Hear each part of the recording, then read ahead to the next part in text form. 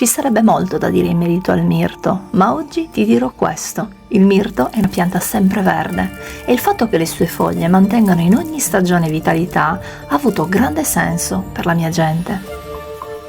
È pianta delle donne. Mirsine, prima d'essere mirto, era atleta uccisa da un uomo per i suoi talenti e ancora in forma di pianta aiuta l'apparato riproduttivo e la mente delle donne. È pianta divinatoria, è pianta della festa, è pianta della luna, ma soprattutto è pianta medica. In Sardegna si sapeva che interagiva bene con l'apparato respiratorio, ma pure con lo stomaco.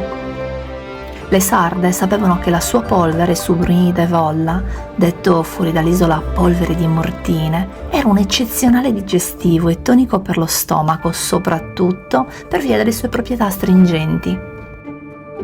La polvere di mirto, per uso esterno, era riconosciuta cicatrizzante, la si usava ad esempio dopo il taglio del cordone ombelicale, ma la si sapeva utile contro arrossamenti e dermatosi. Ci sarebbe tanto altro che vorrei raccontarti in merito al mirto, ma ti saluto con un consiglio. Osservala, la pianta di mirto. Osservala e vivici accanto e capirei di lei più di quanto tu possa immaginare. Io sono Claudia Zedda, antropologa ed etnobotanica, e se vorrai seguirmi ti racconterò altre storie di erbe, di Sardegna e di magia.